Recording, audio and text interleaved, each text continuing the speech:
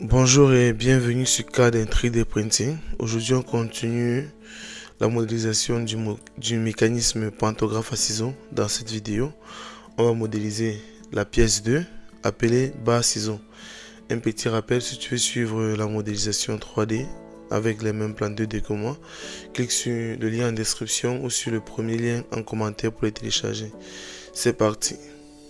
Donc on va créer une nouvelle pièce. Donc voilà. Donc déjà à ce niveau, on a le plan de la barre ciseaux.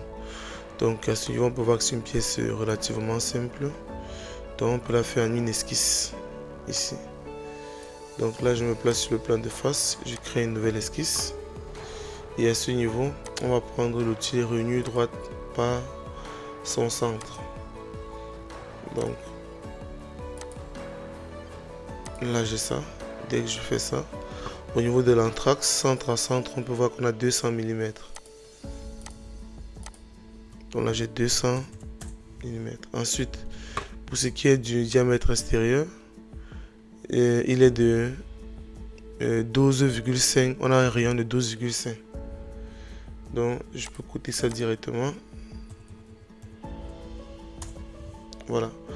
Dès que c'est fait, je peux maintenant dessiner les détails intérieurs de la rainure, qui sont ici les 3 cercles et les 2 rainures intérieures. Donc là, j'ai un cercle. Là également. Et également ici. On peut voir qu'il est au centre avec la côte de 100 mm qui est là. Donc là, le diamètre, il est de 12 mm. Et c'est le même diamètre pour les deux autres cercles. Donc pour contraindre les autres, je maintiens la touche CTRL, je sélectionne ce cercle, celui-ci et celui-ci. Et là je mets la contrainte égalité. Voilà. Dès que c'est fait, pour les rainures droites, je fais simplement outil rainure droite.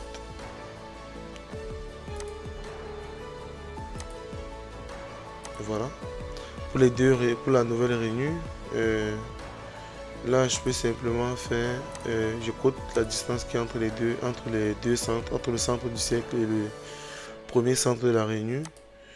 Et là, on est à 20 mm. La longueur de la rainure intérieure est de 60 mm. On peut coter directement centre à centre. Voilà. Donc, dès que c'est fait, pour ce qui est du diamètre, je pense qu'on est sur les mêmes dimensions que le rayon, que le cercle intérieur, ce cercle-ci. Donc si je code ça, je suis à 12,5. Bon, pour éviter de faire les divisions, on peut coter directement le diamètre là, qui est de 12 mm. C'est plus mieux là.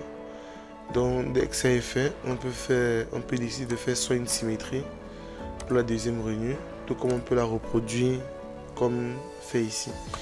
Donc moi je vais opter pour la symétrie. Je clique sur symétriser les entités. Là je sélectionne d'abord l'axe de symétrie. Ensuite ici je sélectionne le contour à symétriser. Et là je valide. Donc dès que c'est fait, sur cette vue de droite, j'ai l'épaisseur de la pièce. Donc là la pièce elle est terminée. Je viens sur fonction, brossage basse. Et là, je fais un brossage en plein milieu. La profondeur ici est de 10 mm. Donc, je valide. Ce qui est fait. Donc, dès que c'est fait, je modifie juste la couleur de la pièce à ce niveau. Et là, je prends ça. Je valide. Donc, si cette vidéo t'a plu, abonne-toi et active la cloche pour ne rien manquer des prochains mécanismes. Avant de se quitter, on va enregistrer la pièce comme étant la pièce 2 appelée barre ciseaux. Donc j'enregistre. Donc on se retrouve très bientôt pour modéliser la pièce 5. On reste connecté et à la prochaine vidéo.